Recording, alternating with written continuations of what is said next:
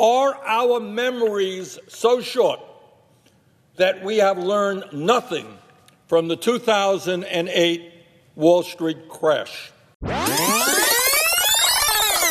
The biggest bank collapse since the 2008 financial crisis. The last time we really went through a situation like this was 2008. Silicon Valley Bank's failure was the largest in the U.S. since the 2008 financial crisis.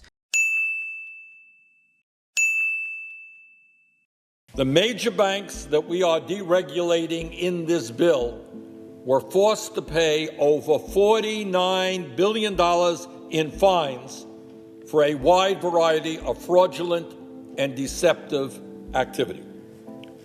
These very same banks received a taxpayer bailout of $47 billion from the Treasury and trillions of financial assistance from the Federal Reserve.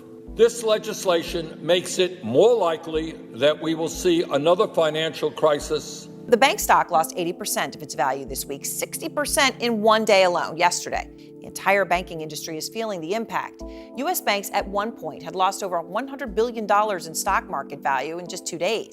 And there are fears now that this could spread beyond banking to other parts of the economy. And against my strong opposition, then Congress and the Federal Reserve provided the largest taxpayer bailout in the history of the world to these huge banks because they were too big to fail. But now, 10 years later, hoping that we forget all about that, these large financial institutions are back again. How pathetic is that? Was it a mistake to roll them back, or do you disagree with her? I don't think there's anything in this piece of legislation that would have changed the outcome had it not existed in what happened in Silicon Valley Bank. The Congressional Budget Office told us that the legislation we are debating today will, and I quote, increase the likelihood that a large financial firm with assets of between $100 billion and $250 billion would fail, end of quote. That's the CBO.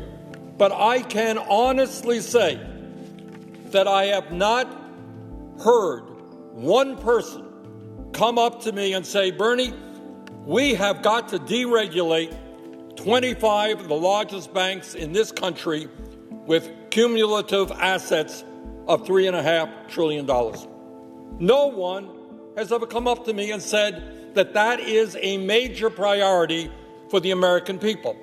Just 10 years ago, as a result of the greed and the recklessness and the illegal behavior on Wall Street, this country was plunged into the worst economic crisis since the Great Depression.